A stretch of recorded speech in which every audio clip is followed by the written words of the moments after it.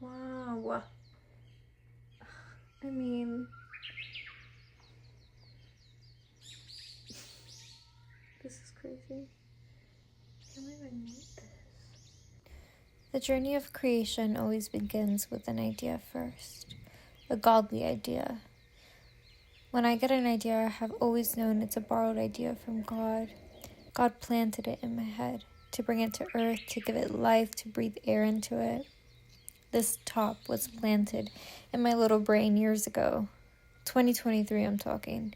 The idea of it, then the motion of it was born at the end of 2024. What's crazy about a Saturn return is it had me guessing if what I was always doing my whole life was meant to be in my life. My Saturn return is in my 10th house of Pisces. It had me guessing my whole career as an artist. But the thing about an idea that God has planted in you is that the desire to give it life will not leave your heart or mind until you see it through, until you give it all you got, until you find yourself at the end of its process grieving the process. I've made many things with my two hands, but this one is special, or extra special.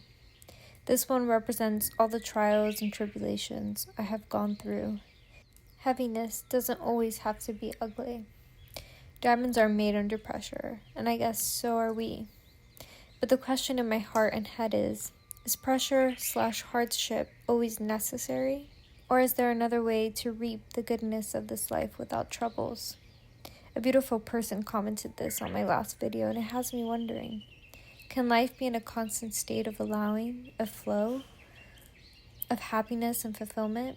Or do we need the balance of hardship and troubles? I guess we will only know once we reach a state of constant flow.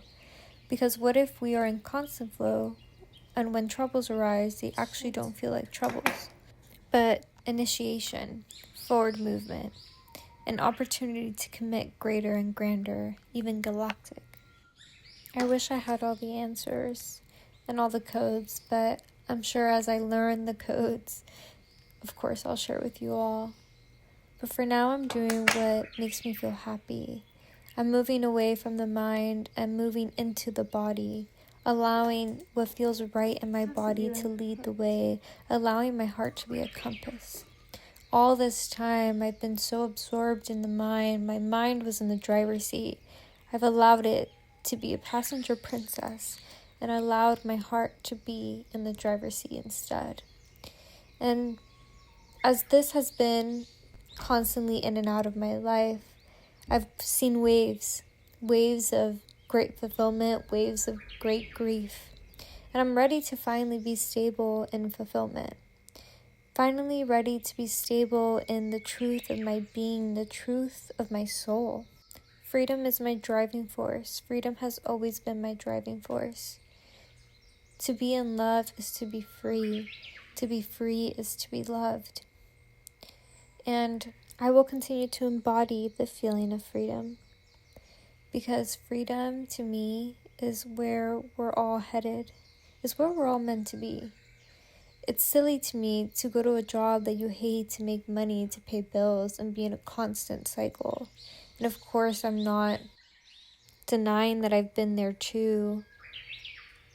Quite recently, I've been there, but I don't want to be there anymore. It doesn't feel good to me. So how can I utilize my own life as a science experiment to become my dream person who has my dream life, who doesn't need to sacrifice, who doesn't need to do things that they don't want to do? Can this life be a full state of fulfillment, a full state of peace and fun and playfulness? I really do believe it could. Because I swear every time I chase the feeling of fun and playfulness, I receive more. I'm more relaxed. I'm more in my body. I'm more in my heart. That has to say something.